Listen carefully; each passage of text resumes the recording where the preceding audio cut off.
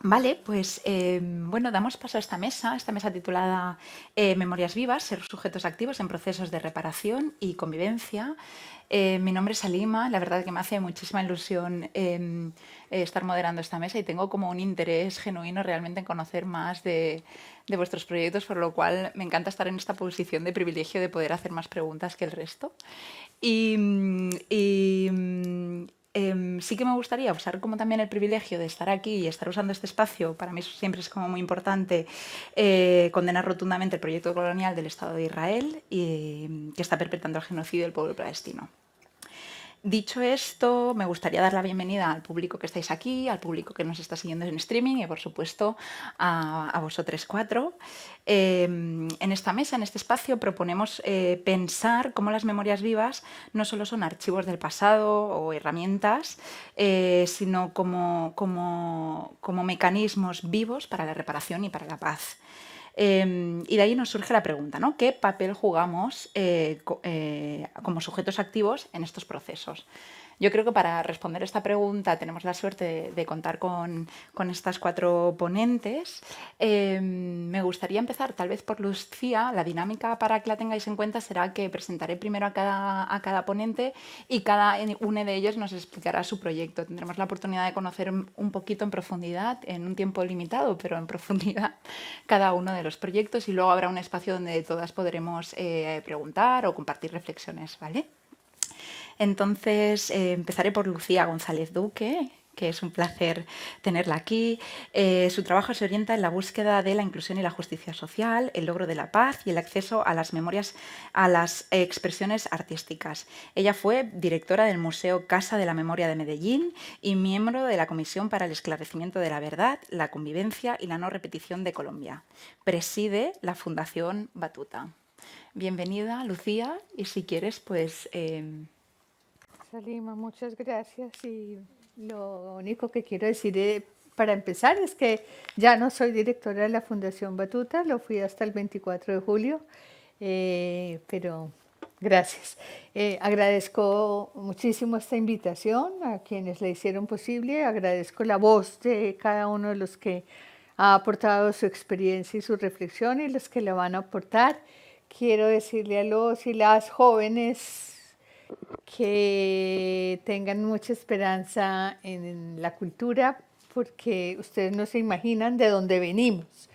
Esto que estamos conversando en este encuentro ya es un avance muy importante. La dimensión de la cultura ha empezado a tener su lugar realmente más allá del arte y de un lugar como marginal o particular, y creo que ya entenderlo como un asunto de la política y un asunto de la democracia, un asunto de la vida misma es muy importante.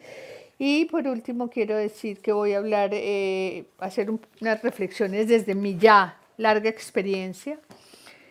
Yo vengo de Colombia, un país que en la Comisión de la Verdad dijimos logró o tiene 10 millones de víctimas aproximadamente, con un subregistro que todavía pues no podemos calcular. 10 millones de víctimas en el último conflicto, un conflicto que se sitúa más o menos a partir de 1960.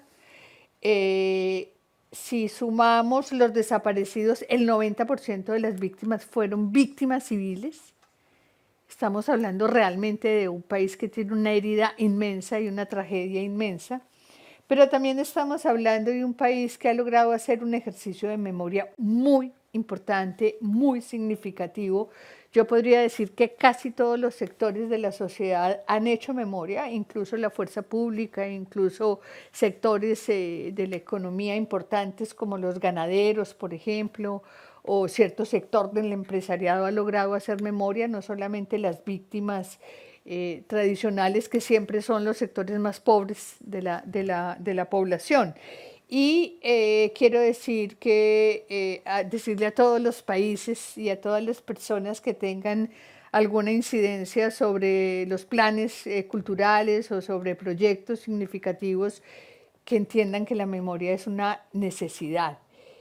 somos sujetos de memoria, somos el acumulado histórico que somos, pero uno habla de memoria cuando ha logrado hacer conciencia sobre ella, cuando ha logrado nombrar también y compartir eso que está viviendo y ha vivido. Desafortunadamente, para la mayoría de los países ha sido la guerra o las dictaduras las que han puesto en valor la memoria. Antes, a mí no me tocó en ningún momento de mi historia hasta que apareció el ejercicio, los primeros ejercicios de memoria más o menos en los años 80 en Colombia, y fue a raíz de ya el dolor acumulado de las víctimas, y fundamentalmente fueron las víctimas las que pusieron en valor el lugar de la memoria, y hoy podemos decir que ese es un avance societal muy importante, es decir, que haber hecho conciencia de lo que nos ha pasado, poder visibilizar el inmenso dolor que se ha vivido en el país, pero sobre todo poder reconocer hoy a las víctimas como sujetos políticos, porque lo que ellas han hecho no solamente es contarnos su dolor, sino levantar la voz para decir basta ya, y para poner en evidencia muchos de los factores de persistencia del conflicto armado de los que el país no se ha hecho cargo y que es necesario resolver. También porque esa memoria ha permitido que muchas comunidades humilladas tengan un lugar, humilladas y olvidadas tengan un lugar, y en algunos casos esa memoria también ha permitido que esas comunidades se sientan orgullosas hoy de ser lo que son, porque han sido capaces de hacerse visibles y de tener un lugar en el relato de nación. Antes no tenían un lugar. Hoy conocemos muchas comunidades y muchas poblaciones por los ejercicios de memoria que no estaban a la vista. Y quiero decir que de todas maneras la memoria es un ejercicio subjetivo, individual o colectivo, que sana, que reconstruye lazos, que resignifica el dolor, que ayuda a construir comunidad, pero también quiero decir que en Colombia, con la Comisión para el Esclarecimiento de la Verdad, la Convivencia y la No Repetición, avanzamos de la memoria a la verdad, y ese sí que es un paso complementario absolutamente necesario, porque verdad, justicia, reparación y no repetición van de la mano. El tema de este panel es las memorias vivas y la reconciliación.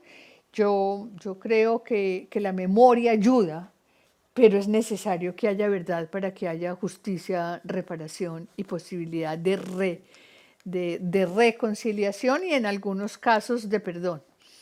Si bien la memoria es en esencia un acto social y comunitario, y que preferiblemente debe ser así, que los estados contribuyan al ejercicio de la memoria es fundamental, que faciliten los espacios, que faciliten la circulación de esas memorias es fundamental para retejer los lazos que se han roto en la guerra o en las dictaduras, pero también para poner en valor culturas que no habíamos visto, territorios que no reconocíamos, conflictividades de las que no éramos conscientes, factores de persistencia que no habíamos reconocido.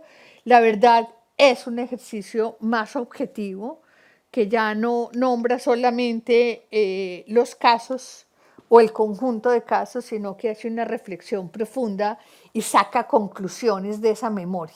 Saca conclusiones que tienen que serle útiles al conjunto de la sociedad para parar el conflicto, para evitar la repetición, para superar los factores de persistencia, dejando, como todas las comisiones de la verdad, unas pistas de lo que es necesario transformar en la sociedad. Eso tal vez es lo más importante, y pues lo vemos en los países que no han logrado hacer memoria. España es uno de ellos, que lleva 40 años echándole un poco de tierra a la memoria de la dictadura, a pesar de que emerge por todos los lados, emergen los debates políticos, pero también emerge en el cine, en la literatura. No se hace cargo de esa memoria, también porque en el poder siguen estando los perpetradores, de alguna manera. o aquellos a los que tuvieron alguna responsabilidad en la dictadura. Colombia, por alguna circunstancia, con los perpetradores en el poder y con un poder todavía muy anclado en las élites que nos han dominado toda la vida, tuvo la posibilidad, y creo que fue por las víctimas que exigieron verdad, justicia, reparación y no repetición, y exigieron el acto de paz, el acuerdo de paz con las FARC-EP, que logramos encarar con muchas dificultades esa tarea de reconocer el conflicto armado y hacer un análisis muy profundo en esa comisión de la verdad, de un conflicto que es muy complicado porque pues no es un conflicto externo, es una matanza entre hermanos, es un conflicto que tiene muchas aristas porque no es un conflicto por un sentido de religión o de partidos políticos, sino que lo atraviesa la economía, la política, el narcotráfico, las disputas de poder, las disputas económicas, pero lo logramos. Y quiero decir también que uno de los grandes logros de la Comisión de la Verdad fue haber incluido una pregunta por la cultura. Es primera vez que una Comisión de la Verdad dice ¿qué de la cultura ha hecho que en Colombia se haya instalado y se haya desarrollado y sea tan difícil romper los ciclos de violencia? Porque son siglos y siglos donde paramos unos días y volvemos sobre uno y otro conflicto. ¿Qué de la cultura da razón de esa persistencia del conflicto armado? También la pregunta como pareja, que es ¿qué de la cultura le permitió a las comunidades oponerse a la guerra o resistir a la guerra?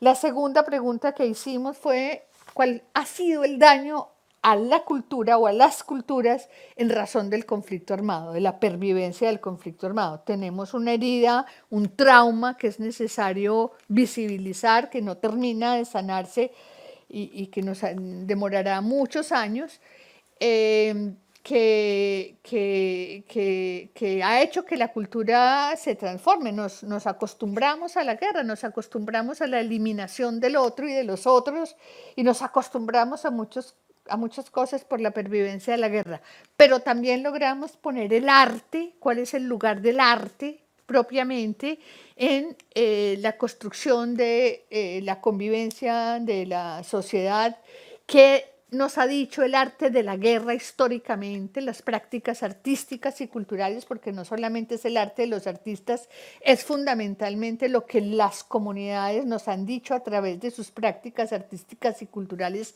a las que no les hemos puesto suficiente atención nunca. Nos están diciendo cosas con sus danzas, con su teatro, con mil expresiones, y no terminamos de leer, no terminamos de entender el lugar de conocimiento que tiene el arte, el lugar de enunciación que tiene el arte, y logramos hacer pues una tarea importante, no solamente de leer lo que nos estaban diciendo las comunidades, sino de activar ese medio de comunicación, que es el arte, ese lugar de enunciación, que es el arte, ese lugar político también, que es el arte que tiene la posibilidad de nombrar lo innombrable y de narrar lo inenarrable, y sobre todo de permitir que pasen las emociones y no solamente lo racional, que es lo que una Comisión de la Verdad tradicionalmente ha hecho, pero también logramos también algunas representaciones de la verdad importantes. Yo desafortunadamente no había considerado que no se podía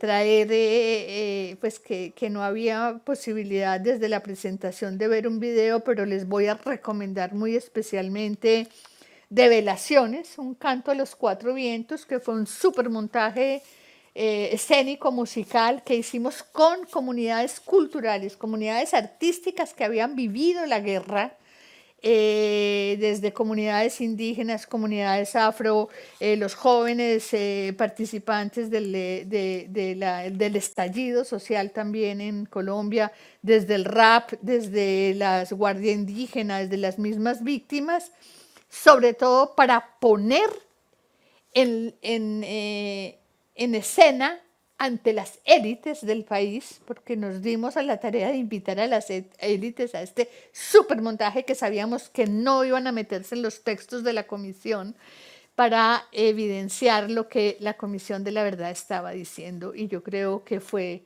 pues una pieza muy importante, primero porque realmente la construimos más de 1 año y medio con las comunidades y con la gente de un nivel altísimo.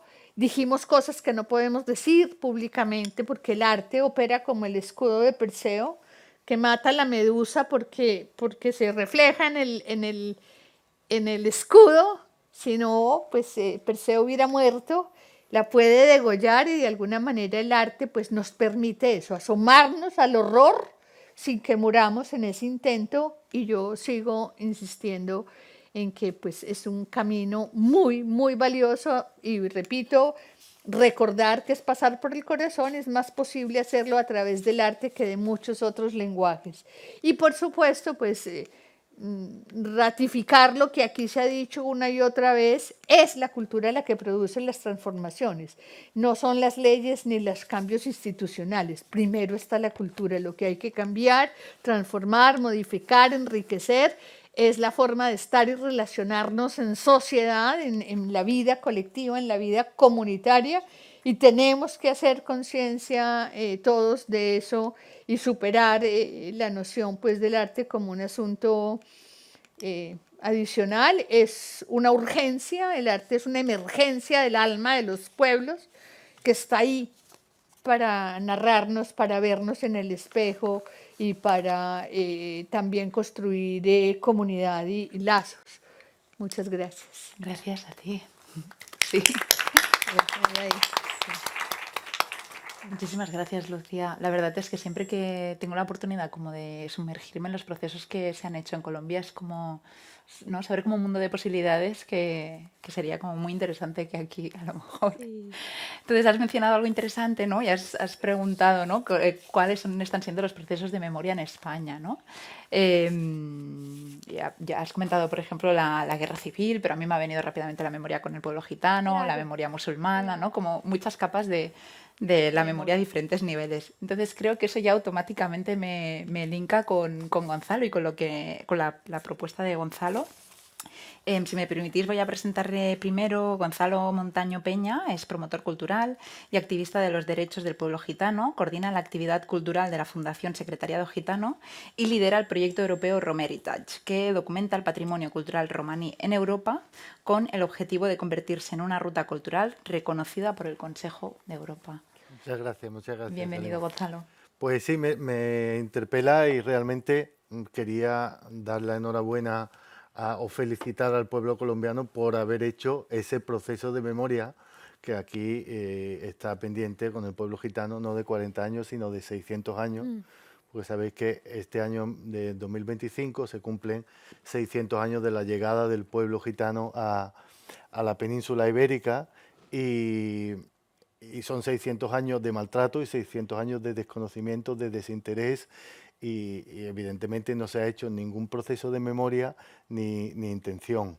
Fíjense que no hay memoria, que no hay una mención al pueblo gitano en los libros de texto. O sea que los niños cuando estudian en el colegio no saben, los niños gitanos o no gitanos, no saben que los propios gitanos son españoles de hace 600 años.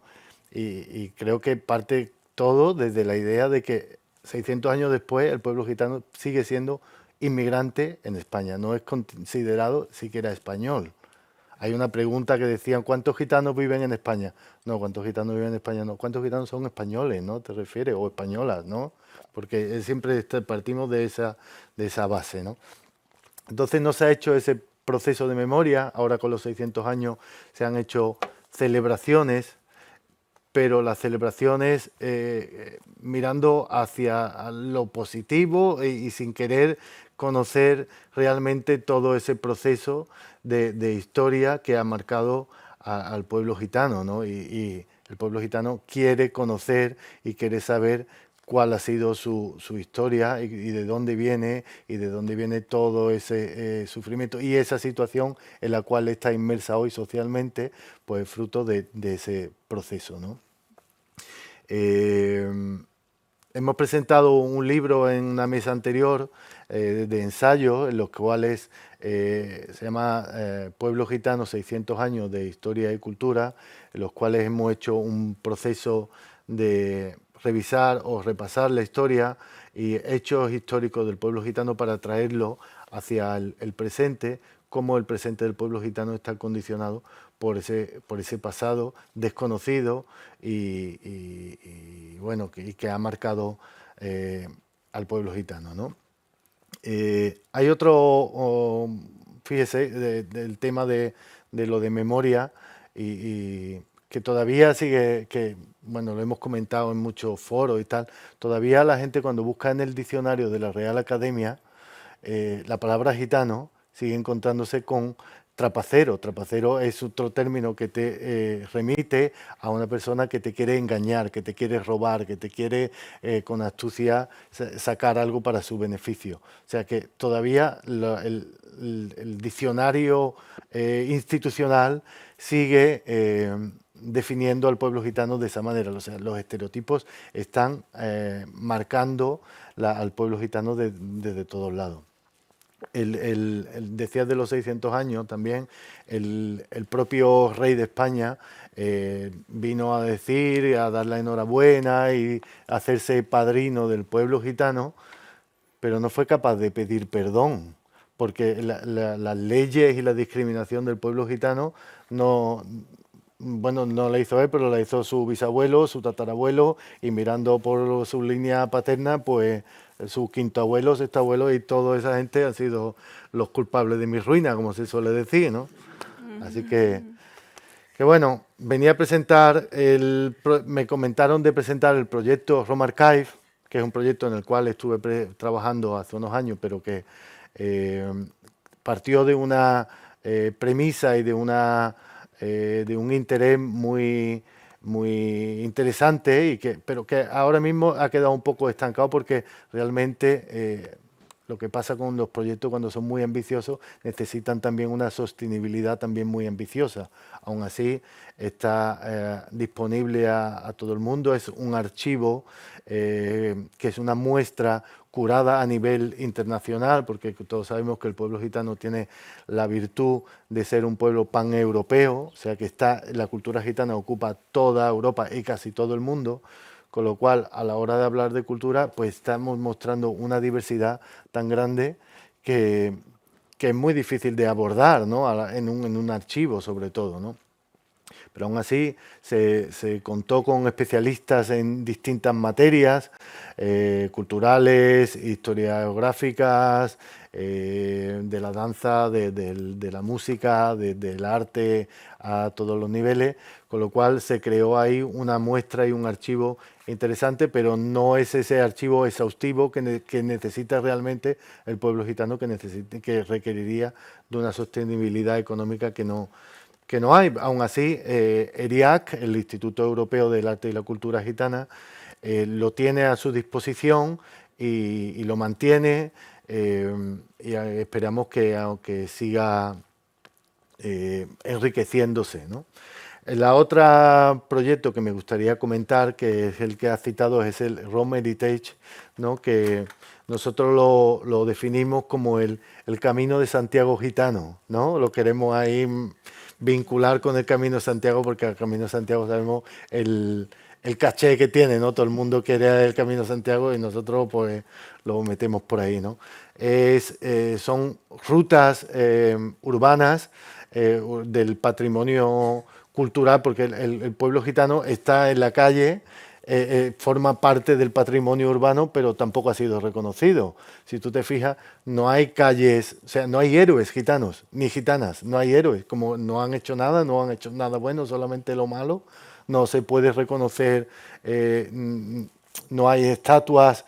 Bueno, sabéis que hay un episodio que, bueno, ahora se está intentando dar a la luz, ¿no? Sacar a la luz, que es la Prisión General de Gitanos de 1749, en el cual todo, por orden real, todos los gitanos de España fueron apresados en una misma noche y separados por género, los hombres a trabajos forzosos y las mujeres recluidas con el interés de exterminarlos, ¿no? Eso fue en 1749 y fue organizado y todo el perpetrado fue por el Marqués de la Ensenada. Marqués de la Ensenada sigue teniendo grandes calles y rotondas en todas las ciudades. Hace poco estuve en Logroño y tiene un pedazo de rotonda en el centro, que es como si tú fueras a Berlín y vieras la rotonda de Reinhard Heydrich. Ahí lo tiene usted, el ideólogo de la solución final, exactamente igual. Pues esa es iba hacia lo urbano, ¿no? El pueblo gitano no está reconocido dentro de las calles, no tiene un lugar dentro de la narrativa, de la narración y del relato urbano. Y estamos ahí hemos creado unas rutas que sobre todo hemos buscado ese patrimonio cultural tan inmenso que tiene el pueblo gitano con el flamenco y hemos creado unas rutas en las cuales reivindicar y poner en valor la aportación del pueblo gitano al flamenco, que es más que aportación, pero bueno. Hemos creado unas rutas que sobre todo están por ahora en Andalucía, pero que queremos extender a más conceptos culturales y que están en crecimiento, ahora mismo están en proceso, ¿no? También se han realizado las rutas en Italia y Eslovenia y estamos en proceso de sostenibilidad, de nuevo con la Comisión Europea, para extenderlo hacia Bulgaria, Rumanía, Ucrania, Serbia. Bueno, que tenemos claro que eso tiene que cubrir toda Europa. Estamos también con el Consejo de Europa trabajando porque estamos interesados en que se convierta en una ruta certificada del patrimonio cultural europeo, en este caso la ruta gitana del patrimonio cultural europeo. Son formas, yo creo, de resignificar, de reescribir, de renombrar y de decolonizar un poco el conocimiento y la cultura, ¿no? Y bueno, que el pueblo gitano también tenga su sitio ahí. Muchas gracias. Muy bien. Qué buena pregunta. Me ha parecido muy interesante y me parece como también muy interesante cómo llevarlo a lo urbano, ¿no? Es algo como que linko con la mesa anterior cuando hablaban de una idea sencilla y cotidiana, ¿no? Como algo tan accesible y a la vez como que el pueblo gitano está tan fuera de esa memoria colectiva Totalmente. urbana, ¿no? Por decirlo de algún modo. Creo que obviamente dialoga de algún modo también, porque si no, no estaríamos aquí con el proyecto de Mali. Si me permitís presentarla, Manilani García, ella es periodista mexicana y contadora de historias en audio, creadora del podcast documental La Otra Orilla, que visibiliza la migración y la memoria de mujeres latinoamericanas en España a través de relatos y paisajes sonoros como El recetario de la memoria migrante. Creo que contigo también podremos como aprofundizarnos también en eso, ¿no? En esa idea concreta y sencilla a partir de la cual exploramos una memoria mucho más amplia.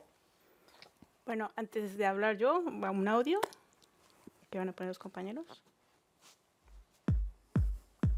Cocinar es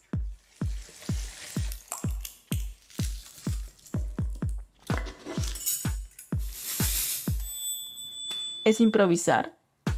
Es que el asunto es que no sé por dónde entrar. Uy, así lo veo complicado, güey. ¿Y qué? ¿Me tiro contra el piso? Incluso arrepentirse. Mira que hay platos más fáciles. Pero como soy una romántica, digo, pues un encebollado. Pero sobre todo es recordar.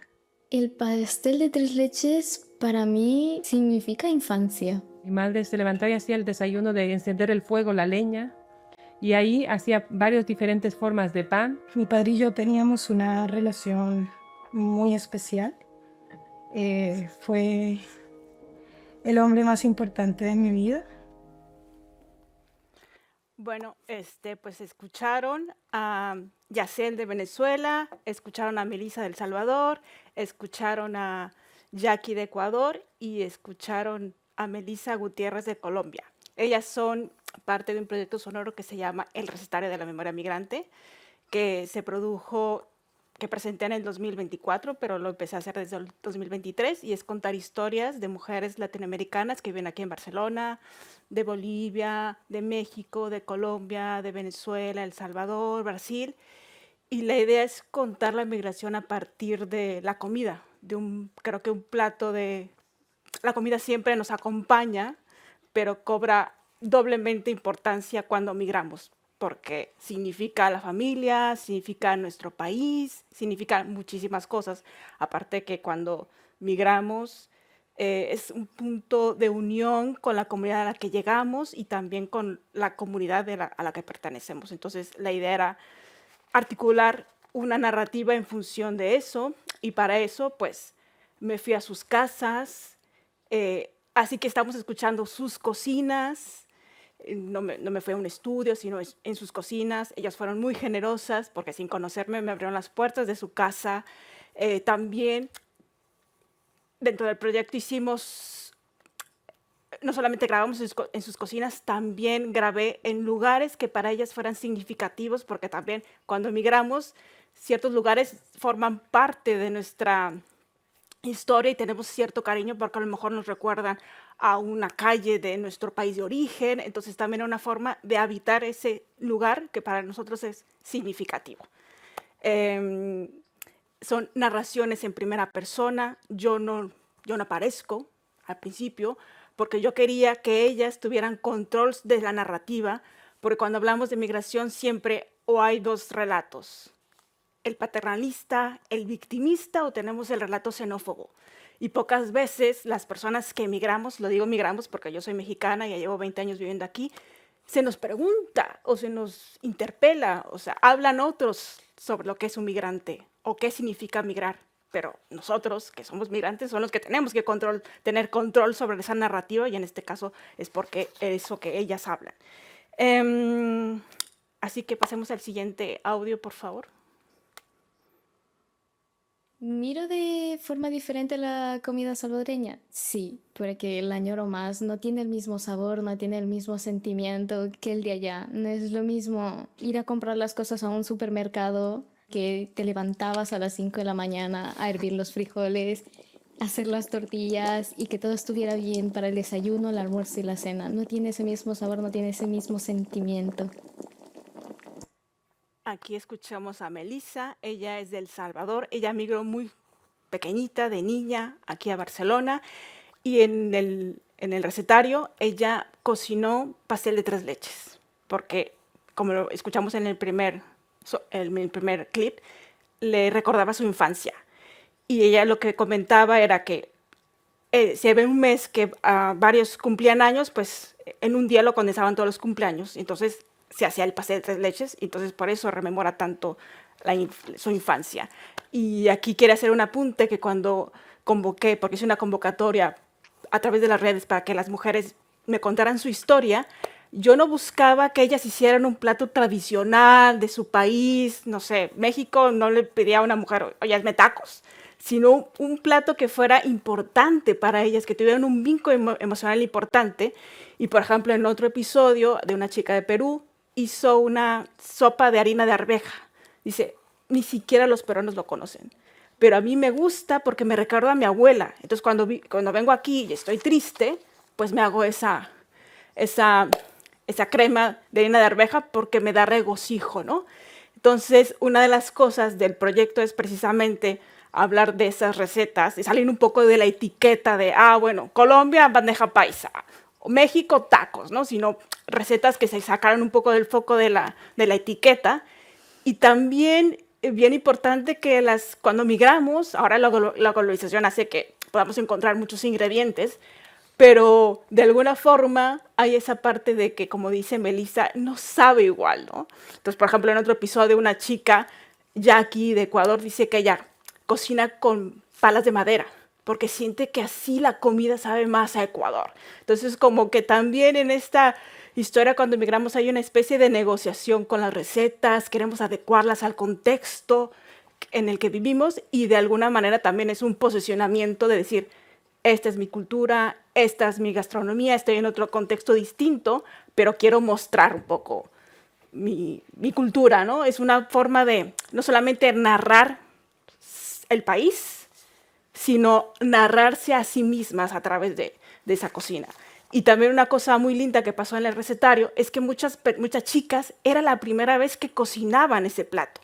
Muchas de ellas fueron muy generosas en el sentido de que hablaban con las abuelas y las madres y decían, oye mamá, ¿cómo era esa receta que hacías que tanto me hacía ilusión? Entonces hablaron a sus casas para que les contaran sus recetas, estaban todas nerviosas, es que no me va a salir el plato, y yo les decía, bueno, tranquila, no. Es de una forma que no solamente ellas cocinaron para el podcast, sino cocinaron para ellas mismas y para los seres queridos. Así que vamos con el siguiente y último clip.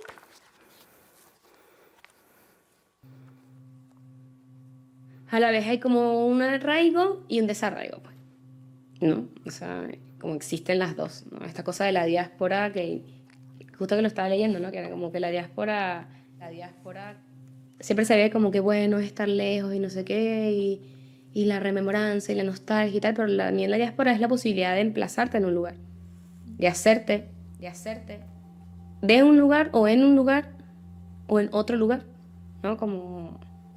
Porque al final tampoco, o sea, ¿voy a ir a Venezuela? No. O sea, iría, me encantaría ir a Venezuela, ahora tengo muchas ganas de ir, pero ¿me volvería a ir a Venezuela? No. Es que no lo veo, ¿entiendes? No lo veo, no porque Venezuela todavía está en una situación súper jodida, sino porque también ya tengo mucho tiempo fuera de ahí. Porque cuando me empiezas a pasar ya 10 años es un tiempo, ¿no? Porque 2, 3, 4, 5, todavía todo como que bueno, cualquier cosa me voy. Pero cuando pasan ya un tiempo empiezas a ser también tú otra persona, ¿no? Que es una persona que nació en Venezuela y vive aquí y entonces estás así. Bueno, ahí escuchamos a Yacel. Yacel migró aquí a Barcelona a hacer una maestría en teatro porque ella es actriz. Y bueno, aquí habla de un elemento importante, ¿no? Siempre, de alguna manera, cuando hablamos de migración, siempre es como la añoranza de ese lugar que dejamos, ¿no? Pero pues también es la oportunidad de echar raíces en ese lugar al que llegamos. Y también, bueno, que nos den la oportunidad de echar raíces en ese lugar al que llegamos, ¿no? Entonces me parece como bien importante esa parte. Y por otro lado también, cuando hablo de recetario de la memoria migrante, no solamente me refiero al término de memoria, sino de recordar ese lugar, sino también de empezar a hacer memoria de lo que estamos haciendo los migrantes aquí, que me parece bien importante, empezar a recopilar historias de las personas que vivimos aquí, trabajamos aquí, amamos aquí, nos rebelamos aquí. Entonces me parece como muy importante eso. Y también es un proyecto que pues, lo que se busca es la sensibilización y que las personas puedan conocer lo que significa migrar a partir de las historias de estas mujeres. Y me parece que también apelo un poco a romper un poco la narrativa, los esquemas de lo que significa migrar, y es un poco un llamado para que nos acerquemos a esas realidades o a esas realidades que las vemos como lejanas, pero que al final pues, son muy cercanas porque nuestro vecino, nuestra vecina es migrante, y darnos un poco la oportunidad de escuchar, porque también este proyecto se articula como la voz. Me parece que la voz es muy potente para conocer las historias. Y ya para cerrar, que aunque los podcasts se escuchan en lo individual, la apuesta es que después de haber escuchado podamos hacer ese rito comunitario que es conversar con el otro con respecto a eso que escuchamos. Entonces, por ejemplo, una de las cosas que yo hice mientras estaba la temporada en el año pasado era organizar clubs de escucha antes de que se publicara el episodio. Entonces, invitaba a la persona que era protagonista de esta historia para que pudiera dialogar con el público y el público pudiera preguntarle cosas con respecto a eso que escuchó. Entonces, porque me parece que es muy importante en esta era que es todo individual y que estamos con el teléfono todo el tiempo, podamos trasladarnos del mundo digital al mundo real, al mundo análogo, y eso es lo más importante. Gracias. Muchas gracias. La verdad es que estaba como, escuchábamos estos pequeños fragmentos, no sé al resto, pero a mí me entraban como ganas de seguir un rato más. Además, también me parece como muy interesante la idea de desafiar narrativas a través del recetario y también como de pensar la cocina como ese espacio de recuperación de lo ausente o de recuperación, ¿no? No quiero decir la memoria por no ser redundante, pero como de algún modo así. Y con esto pasamos directamente ya a Mirna. Last but not least, Mirna Bamié, ella explora la desaparición de la memoria y las culturas gastronómicas palestinas a través de su proyecto de arte en vivo, Palestine Hosting Society, y desde 2019 su serie Sour Things reflexiona sobre la fermentación a través de textos, sonidos, cerámicas e instalaciones que vinculan historias personales y colectivas. Welcome, Mirna.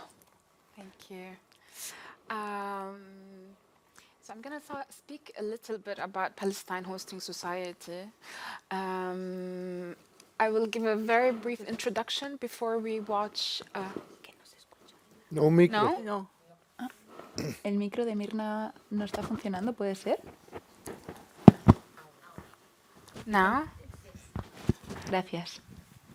Okay. Now it's working. Okay. So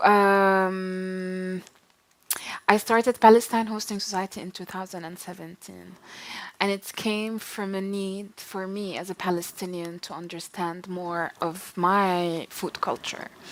I'm a Palestinian that was born in Jerusalem in Palestine, and even despite that, there has been a huge loss in culinary culture in Palestine.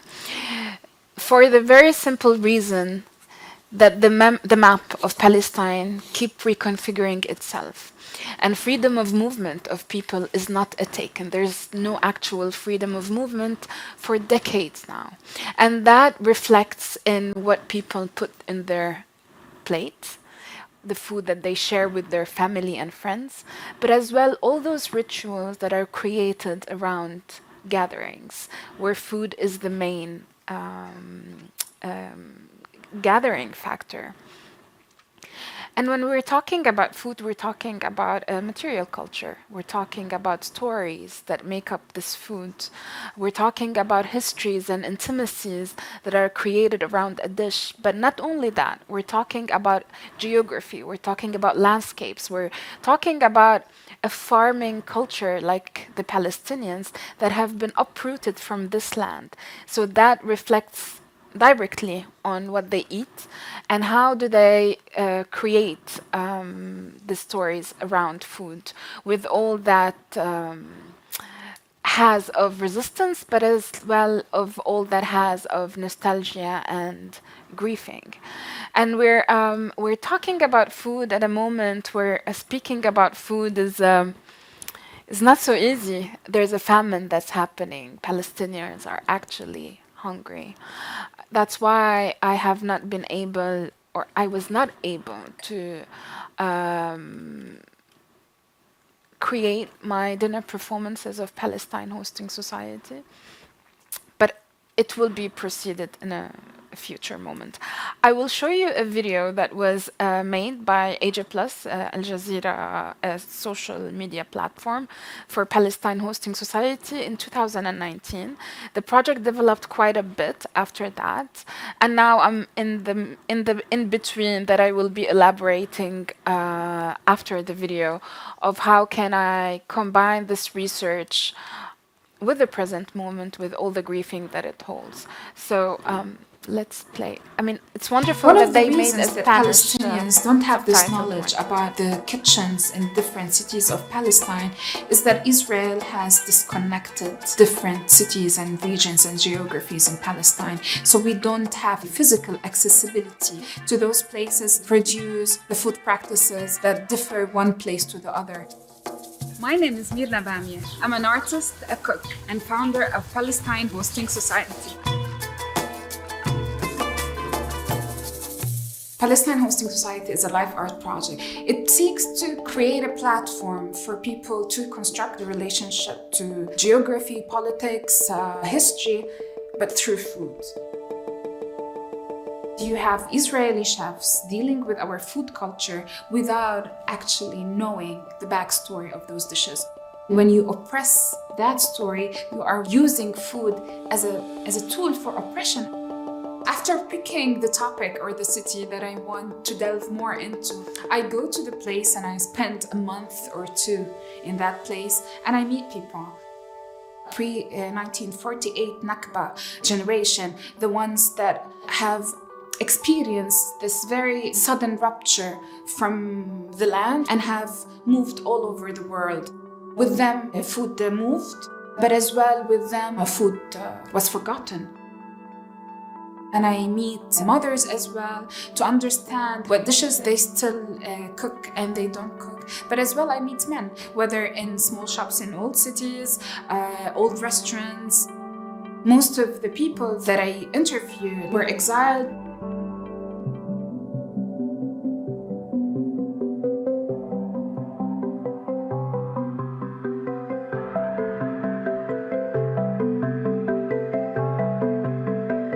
One of the dishes that I was happy to put on the menu of the edible white plants table was loof. It's a very Palestinian plant, even the scientific name of it, Arum palestinum, it has Palestine in the name of it. So loof is a poisonous plant. When it's eaten as it is straight from the land, it numbs the mouth and it can even have more serious complications if it was consumed without being treated. Our grandmothers knew how to treat that plant by curing it with salt and olive oil and then cooked over a long period of time. The recipes have this power of movement that most of us Palestinians are not having. I discovered during my research Bsest al-Kharroub. And Bsest is a very, very old, ancient dish. It's roasted semolina with olive oil, with carob molasses, and some people add tahini and sesame to it. It used to be the food that travelers and pilgrims carry with them when they travel because it has all this richness of nutrients and energy to it. Every table we create is very detailed, from the napkins that we have on the tables, from the centerpieces, from what we place the water in. When I present the menu, I do the performance. It's the artist who becomes the vehicle of transferring this knowledge on the table. They're not plated one by one because I want to maintain this sharing aspect of food, which is very much in our culture. For Palestinians as a farmer nation, we always had this very intimate connection with the land. Our grandfathers knew the land really well. It was their world. My generation are those that lost this knowledge. We're the generation that had to assimilate in their new places, whether refugee camps, whether outside Palestine, whether in new cities. The people who attend the tables of Palestine Hosting Society are from different backgrounds. And with each new table, we have new people who attend. When we as Palestinians see our ingredients being sold under the name of Israeli produce, it's a very hard moment for us. Somehow it refreshes the trauma of us losing the land, of us not having power over our existence. The land, not the space that you live on, but the place where you practice your being as a human being, as a Palestinian, as a culture, as a lineage of ancestors. And it's a story that we have to reclaim now in the present so we can pass it to the future.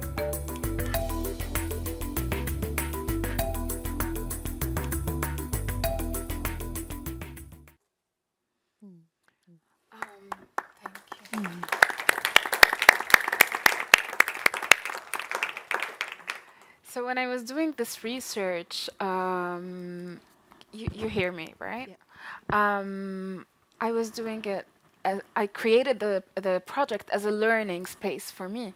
And I was doing those dinner performances like the one that you saw at the video in Palestine. So I would go to Nablus, I would go to Jerusalem, I'd go to Nazareth, or I would research topics like wheat or white edible plants. And I would share that with Palestinians. So all the performances that I was doing in Palestine were in Arabic because that was my target audience. And all the dishes that I would be plating that would recount this research that I was doing was tasted for the first time by them. I was looking for recipes that are very old and are withdrawing. And each story has its own story of why are we forgetting us. Some dishes simply were becoming those recipes of remembering very hard times, so people stopped cooking them. And other recipes are still like my research on the Gazan kitchen, and the Gaza kitchen is one of the most vibrant kitchens in Palestine. Unfortunately, us as Palestinians, we cannot go to Gaza. There's no way. It's really like a prison, and it has been for a very long time. So for me, as a researcher, I cannot go to Gaza and just do my normal research of going to the kitchens and meeting people and meeting historians in Gaza. The way that I was researching the Gazan kitchen was through Skype at the time, but as well looking for Gazan families that are living in Ramallah, in Jerusalem, where I can actually access. But for me, that is a form of disappearance. Us as Palestinians not being able to access a recipe where it's cooked, it's a form of disappearance. Another recipe that I put on the main dishes when I perform for my dinners sometimes is a recipe that has 3 ways of being cooked. It's called maftoul. And the sauce and even the grains of it is cooked differently in Gaza, in Ramallah and the surrounding villages, and in Galilee. Total different recipes for the same maftoul, which is very similar to couscous but different, because our maftoul, the Palestinian maftoul, we have bulgur as the main, and then we roll the flour and olive oil and water on top. So it has a different texture than the Lebanese moghrabiye and the North African couscousi. So what I do is I put those recipes in the main, and people don't know, like people in Galilee do not know the other ways of cooking this recipe. And people in Ramallah do not know the other 2 ways of cooking the recipe. And this is a form of disappearance. And we're talking about disappearance, we're talking about those recipes not being documented, therefore not being able to be passed for the future generations. And with that loss, we lose a layer of how we recount our story for us as Palestinians, but as well for Palestinians to the world. What is replaced with is a very flat and one-dimensional perception and approach to the Palestinian kitchen. That's why people think that our dishes are sakhan or ma'loube. Those are the 2 main dishes that people regard as our national dishes. But it's not true. Those are new ones that came after the Ottomans. Currently, I'm trying to revive, let's say, the project, because it has been dormant for 2 years since the genocide started. But I am aware of the load and the heaviness of the present moment. We're talking not only about recipes disappearing, we're talking about bodies disappearing, a whole geography disappearing. The Gaza, as I said, with the most vibrant cooking culture in Palestine that actually preserved so many dishes that disappeared from other cities in Palestine, itself is disappearing.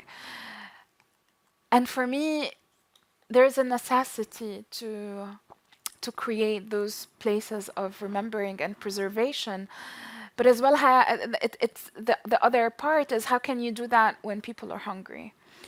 So for me, what I'm doing is I'm trying to talk about the project, to share the research, but as well to reflect on grieving, on how can grieving be a space of gathering people together, remember but preserve, because sometimes that's all we can do. Talk about the stories of those dishes for a future moment when we actually can cook this dish and eat together. Thank you so much.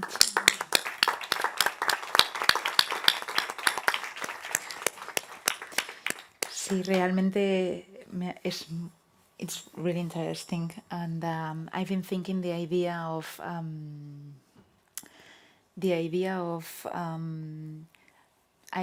the continuity of your project, but thinking on in which terms, ¿no? I've been thinking on that, but yeah, I think creo que vamos no muy bien de tiempo, así que creo que si alguien tiene preguntas o quiere compartir alguna reflexión, es el momento.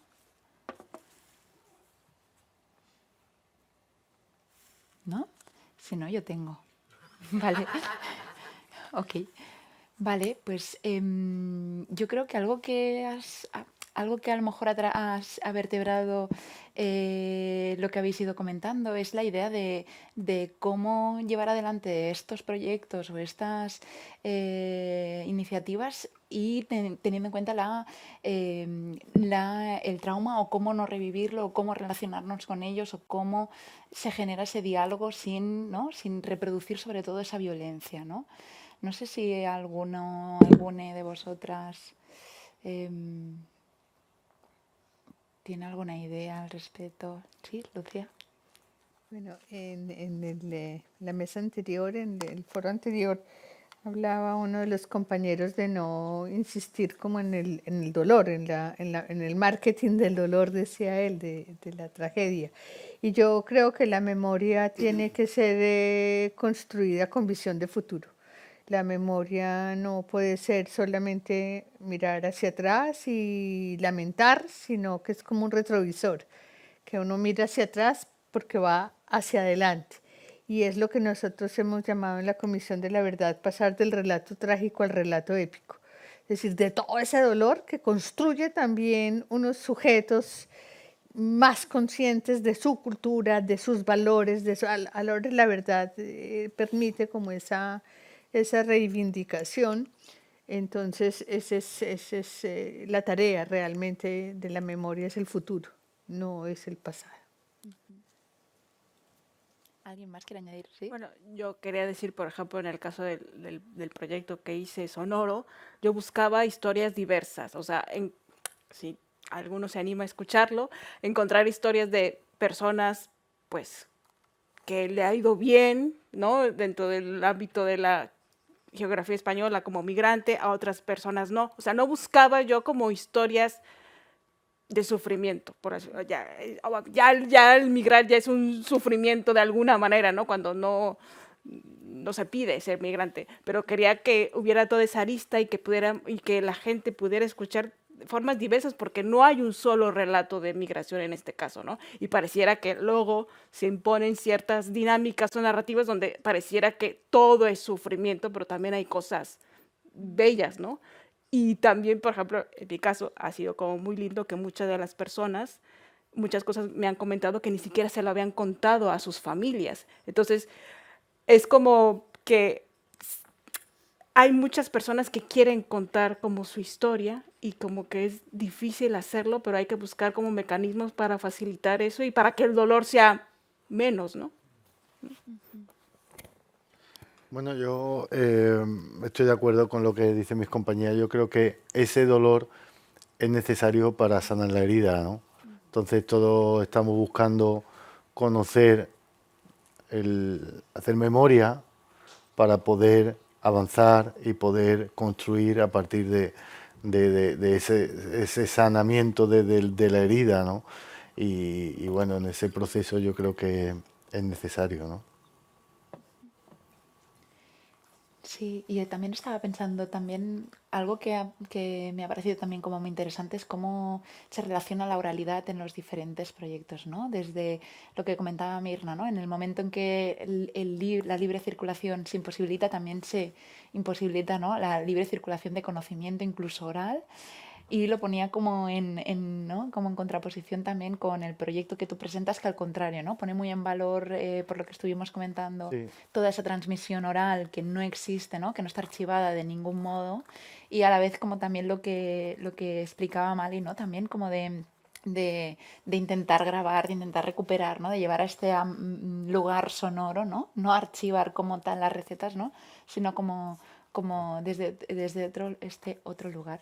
Sí, sí. Bueno, en el caso nuestro, por ejemplo, de nuestro proyecto con el tema del flamenco, el flamenco ha archivado durante cientos de años todo el proceso que no ha archivado. O sea, se dice que el pueblo gitano no ha escrito su historia, sí que la ha escrito y la ha cantado además. O sea, que es que está ahí escrita y dicha y reconocida. Y hay, no se conocía la Gran Redada porque no...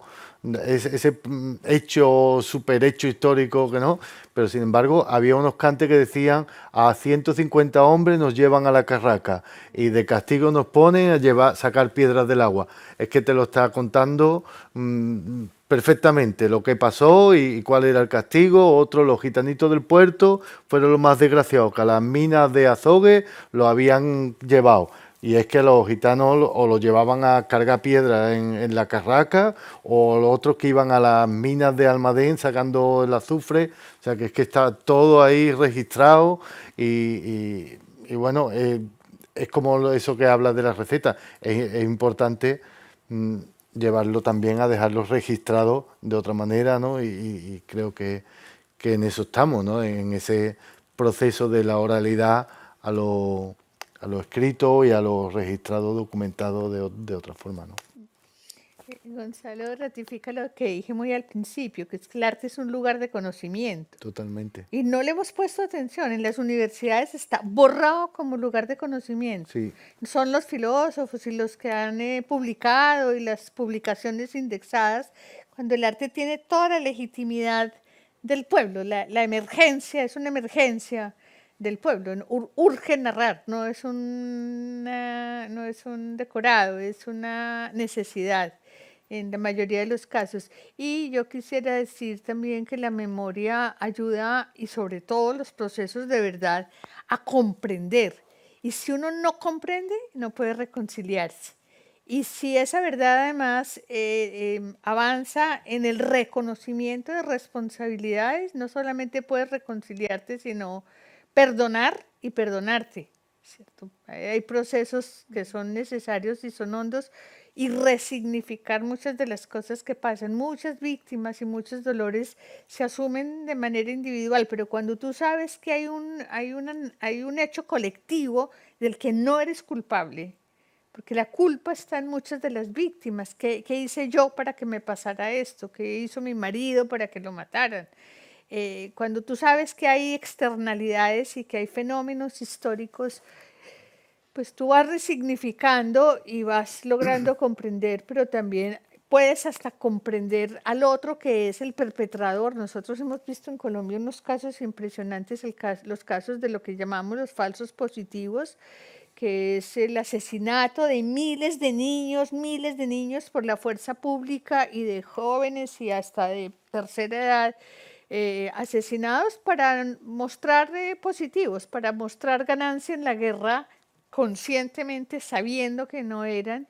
Y ha habido posibilidad de que ese militar pida perdón y que haya una víctima que, ya conociendo la historia y conociendo el reconocimiento que hace este perpetrador, perdone.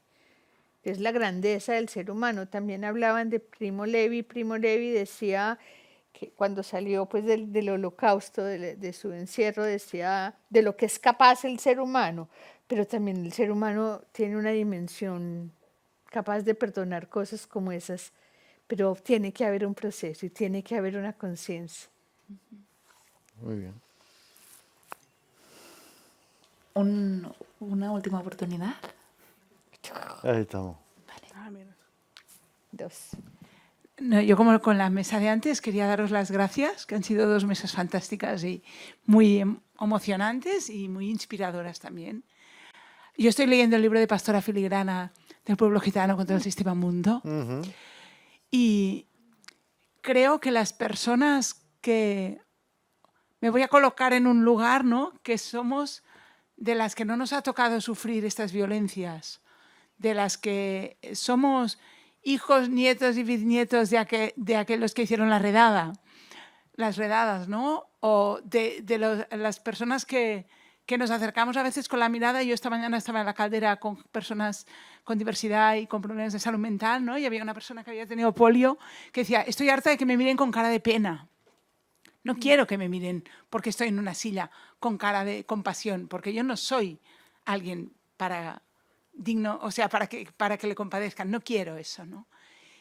Y lo que mostrabais vosotros y en vuestros proyectos, ¿no? Y me ha gustado mucho, Mirna, que no es solo lo que hacéis, sino a quién juntáis cuando lo hacéis, ¿no? Cuando tú estás haciendo en tu hosting y en tu proyecto, viene gente de Palestina, pero también viene gente que no es de Palestina y que también conoce eso y reconoce eso, estamos sembrando algo que es importante, ¿no? Al menos para cogerse alguna esperanza. Porque si no, ¿qué? Si no, ¿qué va a quedar? Sorry, I was waiting for the translation to finish. Yes, I do, because when I perform outside Palestine, which I have been doing extensively since 2019, because I felt that our voice needs to reach the world. To be colonized, to be occupied for centuries, the thing that when everything is taken from you, what the occupier tries to take from you is your voice. And for us, that's our power. That's what we need to preserve. Although I have not been doing Palestine Hosting Society in its normal format for the past 2 years, but I didn't stop working. And for me, I'm an artist. I have a practice in creating immersive installations. And my solace and where I have been taking hope, because I became an immigrant with the war. I left Palestine. To be able to continue being an artist and still to have my voice reach where it needs to reach.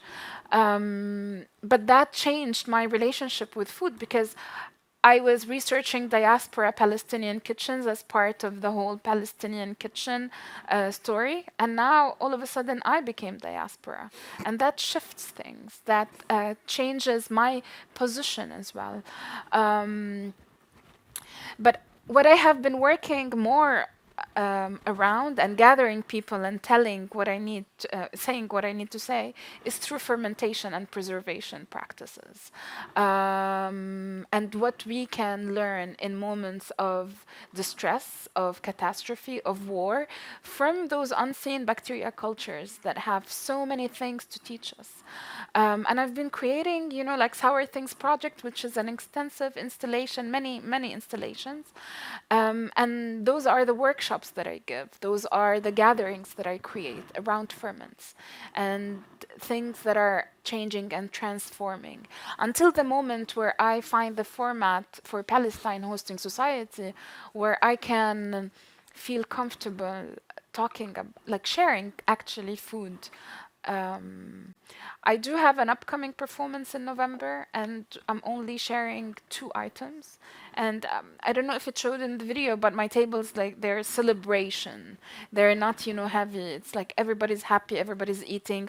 I'm sharing the stories. They happen for 3 hours of abundance, of stories that do not end. But it's not a moment to celebrate now. It's a moment to stop, pause, reflect, and appreciate being able to break bread together. So yeah, I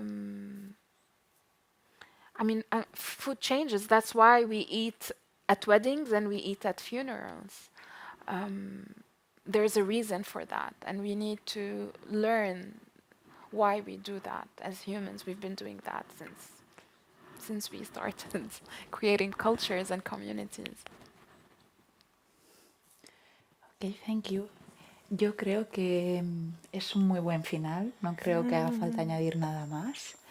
Quería daros las gracias a todas las que nos habéis acompañado. Gracias, por supuesto, Lucía, Gonzalo, Marinali y Mirna. Ha sido un auténtico placer también por vuestra generosidad compartiendo vuestros proyectos y aproximaciones. Y gracias, por supuesto, al Encuentro de Cultura y Ciudadanía también por invitarnos a este espacio. Hasta aquí. Gracias. Muchas gracias. Felicitaciones.